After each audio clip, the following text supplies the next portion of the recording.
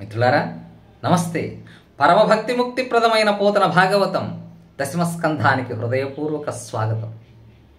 యశోదానందులకు బాలకృష్ణుడు జన్మించాడన్న వార్త రేపల్లె అంతటా ప్రాకిపోయింది. గోపకులంతా ఎంతో సంతోషంగా వచ్చి ఆ బాలకృష్ణుని చూచి ఆనందంతో వసంతాలాడుకున్నారు. అలాగే గోపెమ్మలు ఏమి నోము ఫలము ఇంత ప్రొద్దొక వార్త వింటిమ బలలార వీనులలరా మన యశోద చిన్ని మగవాని గనెనట చూచి వత్తమమ్మ సుదతులారా. పోతన గారు పల్లెపడచుల మాటల్లో తొంగి చూచేటటువంటి ఆ ఆధ్యాత్మిక తత్వం కానివ్వండి, కర్మ సిద్ధాంతం కానివ్వండి, విధివాదం కానివ్వండి, అలాంటి ఆ పదాలు వాడుతూ ఉంటారు. అలాంటి పదబంధాన్ని పట్టుకున్నారు.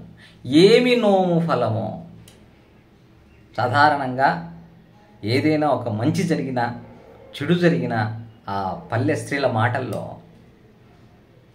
చేసుకున్నమ్మకు చేసుకున్నంత పుణ్యం కొద్దీ పురుషుడు, ఇలా ఆ ఆధ్యాత్మికమైనటువంటి మాటలు తొంగి చూస్తూ ఉంటాయి. వాళ్ళు చేసేటటువంటి ఆ నోములు వ్రతాలు అలాంటి సంబంధమైన పదాన్నే ఏమి నోము ఫలమో. ఇక్కడ ఈ నోము ఎవరిది? గోపెమ్మలక, యశోదమ్మక? ఎవరికైనా అర్థవంతంగానే ఉంటుంది. ఇంత పొద్దున్నే శుభవార్త విన్నాము, మనం చేసుకున్నటువంటి నోము ఫలమేమో అని గోపెమ్మలు అనుకోవచ్చు. ఎంతో కాలానికి యశోదమ్మకు కొడుకు జన్మించాడు, యశోదమ్మ చేసుకున్నటువంటి నోము ఫలమైనా అనుకోవచ్చు. అలా అనుకొని గోపెమ్మలంతా ఎంతో ఆనందంతో ఆ బాలకృష్ణుని చూడడానికి యశోదమ్మ ఇంటికి పరుగు పరుగున వచ్చారు. తాము తెచ్చినటువంటి కానుకలు ఇచ్చారు. పాపనికి నూనె తల ఎంటి పసుపు పూసి బోరు కాడించి హరిరక్ష పొమ్మటంచు జలములొక కొన్ని చుట్టిరాజల్లి తొట్లను నిచి దీవించి పాడిరయ్యు విదలెల్లా.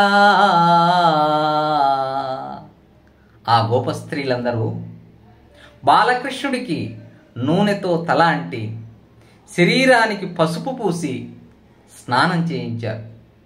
ఇదే నీకు శ్రీరామ రక్ష అంటూ చుట్టూరా కొన్ని నీళ్లు పడేటట్లు చల్లి ఉయ్యాలలో పడుకోబెట్టి ఆశీర్వదిస్తూ జోలపాటలు పాడుతున్నారు.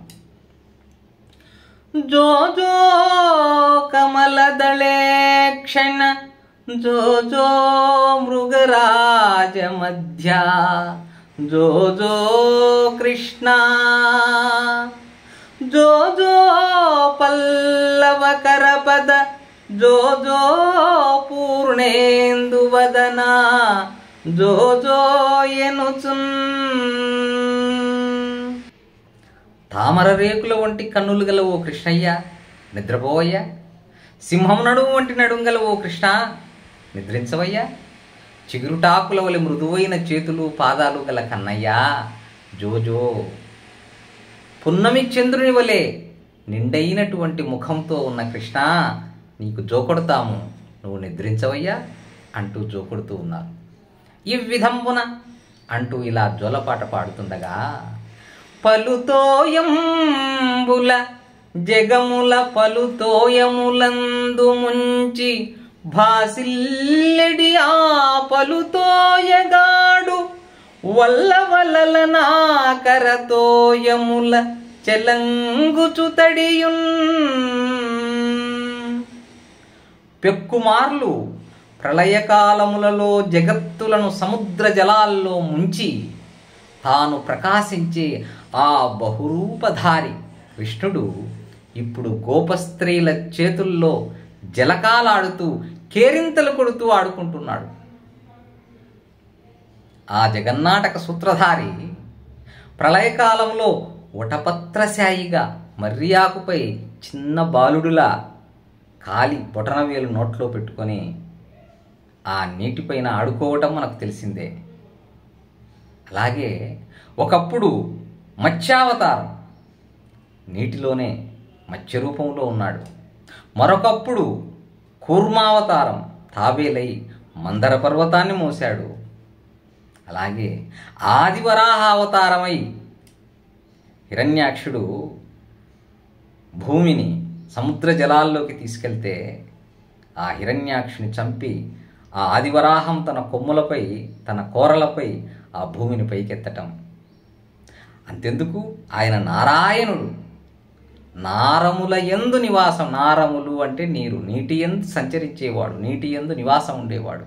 అలాంటి నీటితో అవినాభావ సంబంధం కలిగినటువంటి ఆ పరంధాముడు గోపెమ్మలు నీళ్లు పోస్తూ ఉంటే ఆనందంగా కేరింతలు కొడుతూ ఉన్నాడు.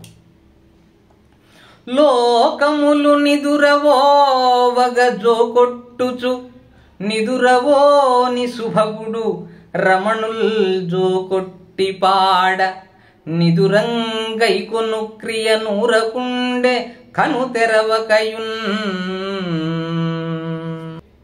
లోకాలన్నింటినీ జోకొట్టి నిద్రపుచ్చుతూ తాను మాత్రం మెలకువగా ఉండే ఆ సుందరాంగుడు గోపికలు జోకొడుతూ ఉంటే నిద్రపోయిన వాడి వలె నటిస్తూ కళ్ళు మూసుకొని కదలకుండా పడుకున్నాడు.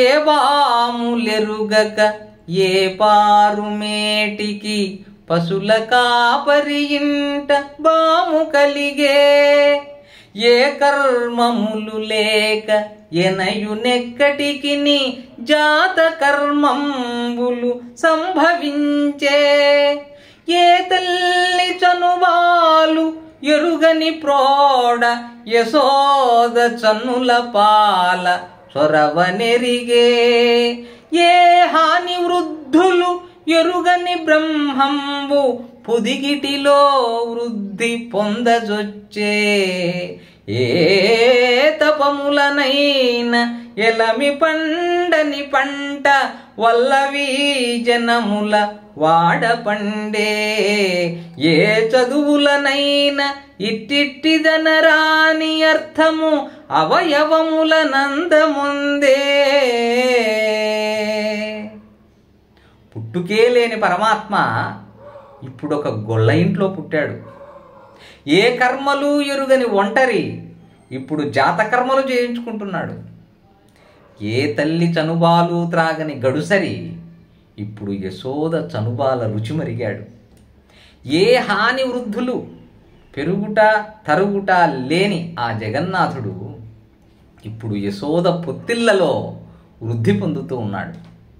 ఏ తపస్సులకు పండని పంట ఇప్పుడు ఆ గోపకాంతల వీధిలో కన్నుల పండువగా పండాడు. ఏ విద్యల వల్ల ఇట్టిట్టిదని చెప్ప సాధ్యం కాని ఆ పరమార్థం ఇప్పుడు ఆ బాలకృష్ణుని అందమైన అవయవాల్లో అగుపిస్తూ ఉంది. పరమాత్మకు ఏ రూప గుణ వికారాలు కానీ, కర్మలు కానీ, సంబంధ బాంధవ్యాలు కానీ ఉండవు. కానీ ఒక కార్యార్థమై అవతరించినప్పుడు ఆ రూప గుణాలు ఏర్పడతాయి. చెయ్యుల్ జేయుతరిన్ విధాత కరణించెన్నుందు సంతోష దృష్టియుతుండై నగుచున్ జనార్దనుని మాట్కింబొల్చు రోషించియున్న ఎడన్ రుద్రుని భంగి నొప్పును సుఖానందంబునం పొంది తన్మయుడై బ్రహ్మము భాతి బాలుడమరున్ బాహుల్య బాల్యంబునన్. చిన్ని కృష్ణుడు బాల్యచేష్టలు చేసేటప్పుడు బ్రహ్మవలే, సంతోషము నిండిన చూపులతో నవ్వేటప్పుడు విష్ణుమూర్తి వలె, రోషంతో ఉన్నప్పుడు రుద్రుని వలె, ఆనంద తన్మయత్వంలో ఉన్నప్పుడు పరబ్రహ్మము వలె కనిపిస్తూ ఉన్నాడు. ఇక్కడ పరమాత్మ మనం అనుకునే బ్రహ్మ కాదు, విష్ణువు కాదు, శివుడు కాదు. ఆయన త్రిమూర్తులకు అతీతుడైన తేజోమయుడు, విశ్వ చైతన్య స్వరూపుడు. అయ్యవసరంబున ఇలా ఉండే సమయంలో కొడుకు కన్న వేట్క కొనసాగ రోహిణి జీరబంచి చిత్రచేలములను మండనములనిచ్చి మన్నించే నందుడు ఆయంబుజాక్షి ప్రీతయై చెరింపా.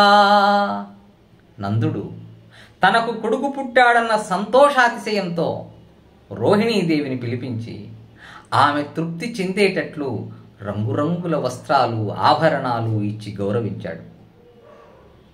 అది మొదవుల కదుపులు పొదువులు గలిగియుండే అంత నందుండు గోపకుల ననేకుల గోకుల రక్షకుం దక్షులైన వారిని నియమించి మధుర కుంజని కంసునికి ఏటేటం బెట్టెడి ఎరింబెట్టి వీడ్కొని వసుదేవుని కడకుంజని యథోచితంబుగా దర్శించిన.